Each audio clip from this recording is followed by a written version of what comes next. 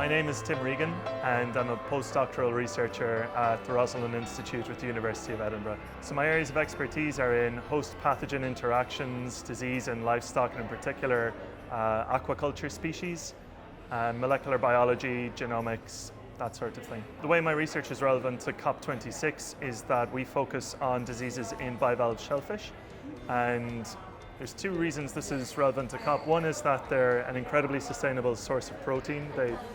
As bivalves through the water filtration, they sequester carbon, so they're very sustainable in terms of carbon footprint, but also our work affects restoration efforts, which are involved in restoring oyster reefs, and again, this has a huge implication on the environment. It supports, say, seagrass meadows and things like that. I'm not sure of the exact numbers in terms of being more sustainable than soy, but let's just say, for example, they're not fed. So you just put them out in the sea and they filter their food that's in the environment. So that already removes a huge aspect of what goes into most meat protein production.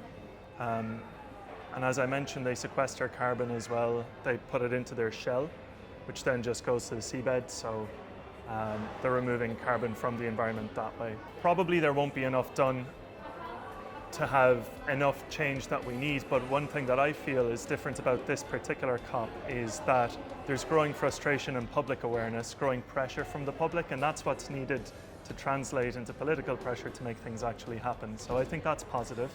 Another positive that's more specific to my research is the focus that's being placed on so-called blue carbon and ways that we can look to the sea to safeguard existing wildlife that helps sequester carbon and promote more sustainable methods of protein production, such as shellfish farming.